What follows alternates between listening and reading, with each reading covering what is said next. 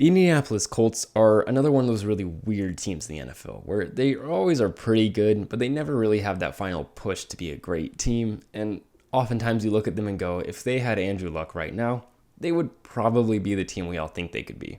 So with that being said, let's break it down and see what exactly the Colts are going to be doing this offseason, especially after that blockbuster Carson Wentz trade with the Commanders.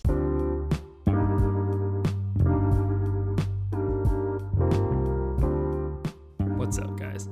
I'm Tyler Coker, and I'm your host for today's episode of Today with Tyler. I hope you enjoy.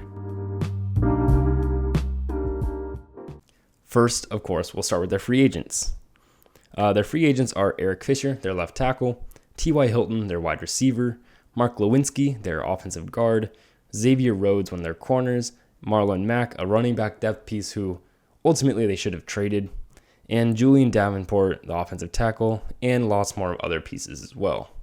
So the Colts have a lot of free agents, but none that are crucial, so let's look at it. The Colts passing game is weaker than anyone expected, and honestly, after watching some Carson Wentz film, because I'm working on a breakdown for him, it wasn't really Wentz's fault. It was more an issue of they don't really have many playmakers. It was as if the Titans didn't have A.J. Brown and any other good wide receiver picks to throw to.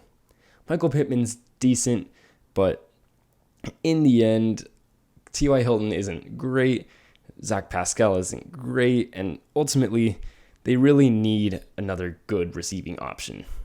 Jack Doyle is a good option at tight end, but he's nothing special and more of a blocking tight end than a receiving tight end, so not really something you want when you're trying to get a better pass game. And then obviously now they don't have a quarterback, so I'll probably mention that at the end, what they can do. But right now they do have a vacuum because I don't really want Sam Ehlinger starting and Jacob Eason neither. So they're stacked at running back. Jonathan Taylor is, of course, one of the better running backs in the NFL right now. Watching his film, it's just impressive how many tackles he can break, how much force he puts into each guy who's trying to hit him. Ultimately, he's just a really good running back. Nyheim Hines is a really good receiving back. He offers a lot of versatility for this offense and being able to throw to their running backs, but also run with a guy who has a little bit of a different skill set than Jonathan Taylor, which is really nice. And then Marlon Mack is a pretty solid option as well, but unfortunately, I don't think he's coming back. Their O-line was a really big part of their good run game, though. They performed extremely well and ultimately are really good run blockers, which you can tell when you're looking at their film. They block really well at the run, but they aren't great pass blockers, which you can tell as the pockets collapsed around Carson Wentz and he had to deal with a lot of pressure in his face. They should look into getting a left tackle at the future because Eric Fisher is only on a short deal and his age isn't necessarily ideal for building a left tackle. And a center, since Ryan Kelly really had a rough season. So aside from getting a left tackle of the future, a young one, and Ryan Kelly getting an upgrade, their offense is pretty set aside from the big clause at quarterback and wide receiver. Their defense was kind of disappointing. Their secondary was underwhelming considering the expectations coming into the season. They all performed below average, and their secondary was ineffective ultimately. Rock Ya-Sin was the best player for that unit, followed by Kenny Moore II, but both their safeties in Julian Blackmon and Kari Willis really had poor seasons. Their corners certainly have some room for improvement, but they are in more of a need of a consistent, solid safety. Luckily, their box was better than their secondary. They played above NFL average, and Kwity Paye looked like a true NFL starter. A great first pick selection and very wise to do so. They could still use an outside linebacker to replace Bobby Okereke, but ultimately, their box is solid and they'll continue to improve. Their D-line's really good, their middle linebackers are good, so overall, they do have a pretty solid basis to defense to work with. So their positional needs that I wrote before the Carson Wentz trade are strong safety, offensive center, offensive tackle, free safety, and linebacker. And now, of course, they do have to worry about the biggest positional need, quarterback. So what are some things they can do? Obviously, they can go for the draft, but are they really in the position to get a good quarterback in the draft when they don't even have a first-round pick?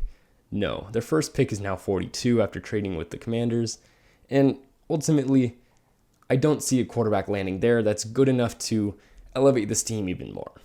I think they should trade or sign in free agency. I would really like to see Marcus Mariota maybe going to the Colts. He's a really good free agent quarterback. Jameis Winston would be another option. And then, of course, if they do want to pursue a trade, they could always go for Jimmy Garoppolo and Kirk Cousins, who would fit the kind of needs that the Colts have. They want to be a team that relies on the run first, so you can get a quarterback like Jimmy Garoppolo and Kirk Cousins. It'll be good just because they aren't going to be the focal point of this offense. And then you can focus on things like wide receivers, linebackers, and safeties a little bit later. So an ideal draft maybe could be Sean Ryan, the UCLA offensive tackle, in the second, and then Alec Lindstrom, the Boston College center, in the third. I certainly have wiggle room with that second round pick. I'm not sure exactly what they're going to do yet. As I keep working on mock drafts and I keep analyzing where the players are going to land, I'll probably have a little bit more defined opinion by the time the draft actually comes. But I really like Alec Lindstrom out of Boston College going to the Colts. He's a really good center who does really good zone running, and ultimately is going to be able to elevate Jonathan Taylor to even higher of a level.